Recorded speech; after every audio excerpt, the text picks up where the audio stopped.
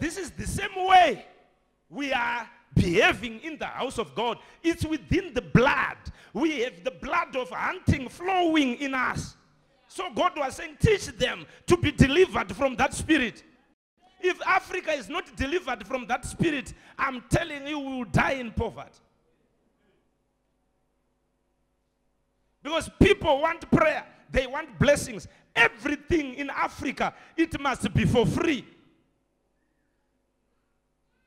If you introduce money, it's war.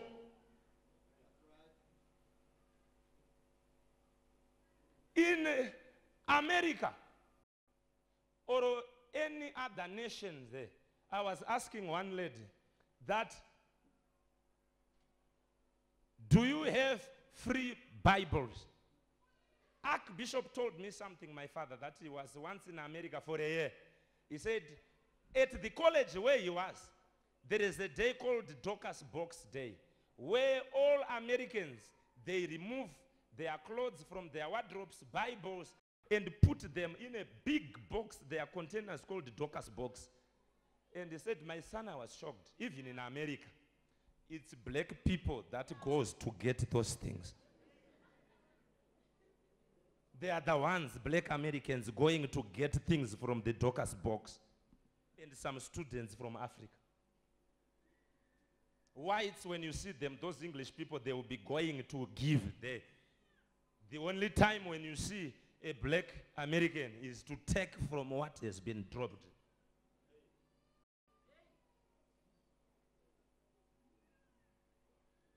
Not only here, the blood follows you. Even when you go to UK, until you are delivered, you will not change your behavior.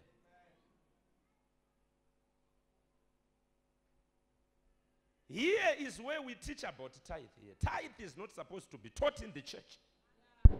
It's a basic elementary principle which everyone who is born again must know. But have you realized that for you to get money, it's a hardship. Now when you get the money, because of the pain that you had to go through, to release that money to God, it's a struggle. Many Africans, the most painful time in a church service for them, where they struggle, is when offering baskets are moving around. Time of dancing, their legs can move like bicycles and everything. But let's now give.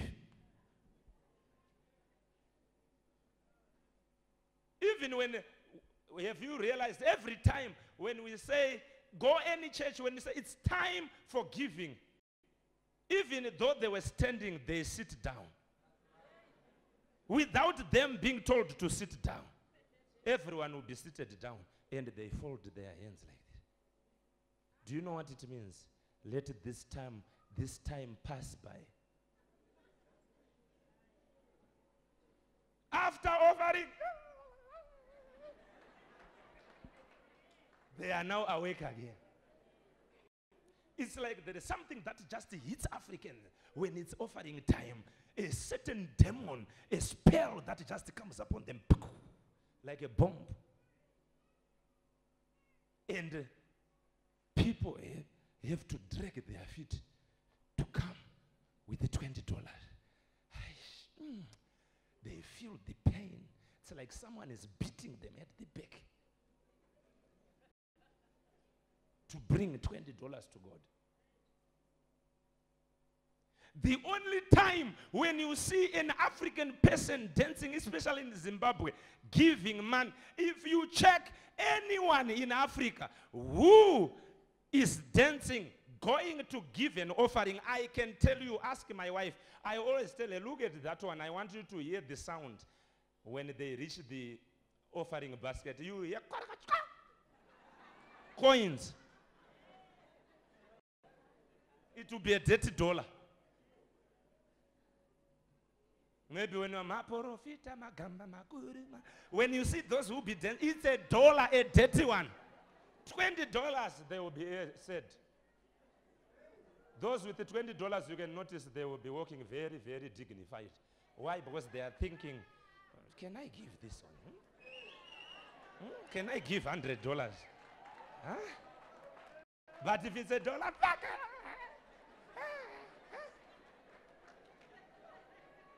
Why are you free at $1? Why can't you dance when you have $100?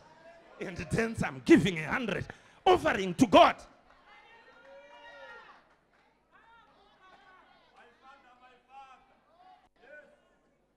We keep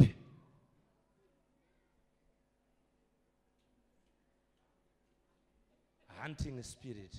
Because a hunter, you get what you want when you now want it. That's when you go and you look for it. You can't plan.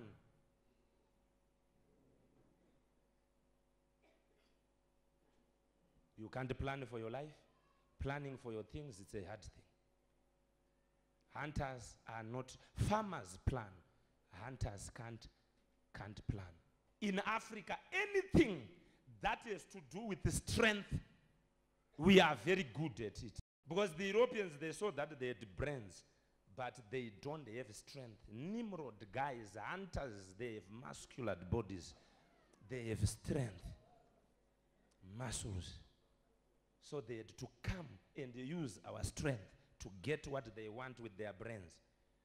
So it's the same thing in the church, where money, just $20 is needed. When we say just give $100, you reap more than what you have given. It's just a simple thing that needs 5 senses to give $100 as a seed. And then it's a seed.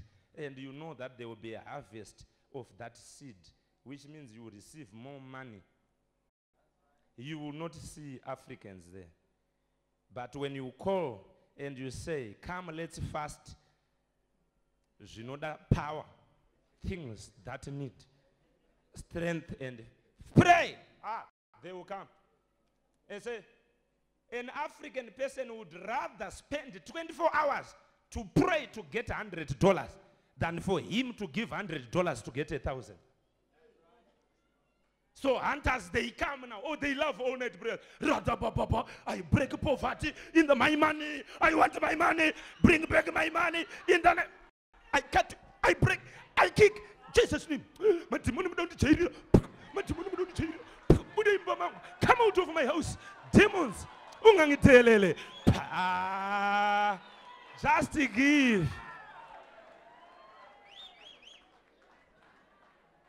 And when they are tired, I will prosper.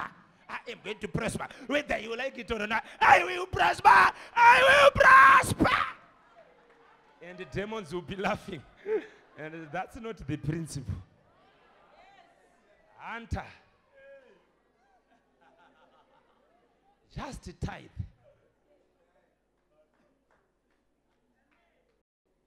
Just tithe.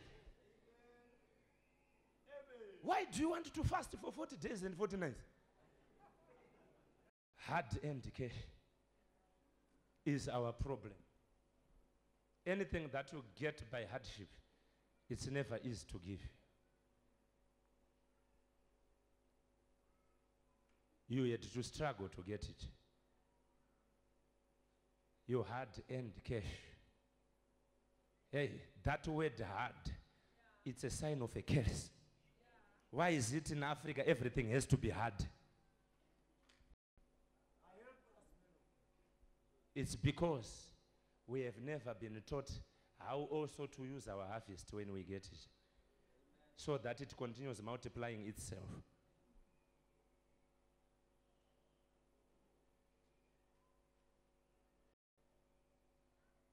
There is even totems in Africa. I thought it was only in Zimbabwe here. But I noticed I heard in Tanzania and Uganda, they have the same totem. Midzimu aipe kaviri, amadlozi anike kaviri. But sister, hold whatever you get very well, because ancestors don't give twice. So this is what we were taught here. That if you get a car, hold it very tight. Hold on to it tight. Because ancestors, they don't give twice. Now when you get $100 with that mentality, what do you do? Your God is in a wrong number. Because there are 3 boxes. There is God's box, your box, and your life's box. Which is there is 1, 2, 3. Which is the box, the number where your God is?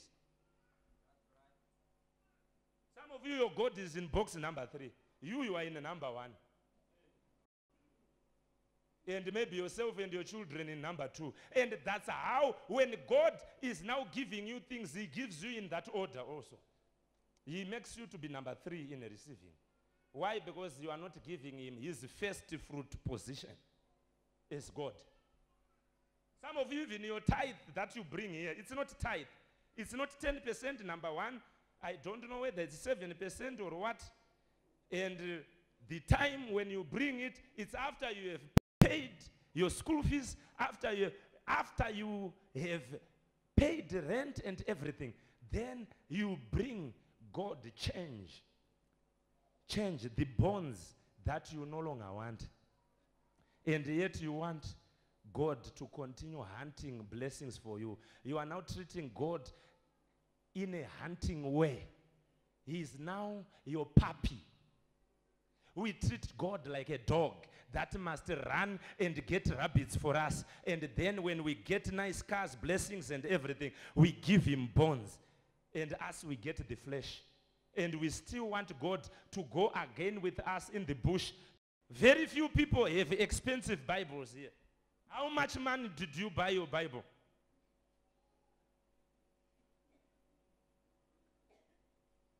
But let's look at your weave. How much did your weave cost? $20. $20 to buy it.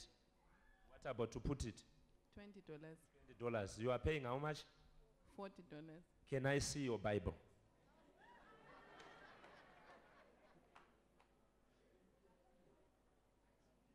But this you change, women, every month. Different hairstyles. But what are you giving to God? Now, hear me very well. How much blessings has your weave given you?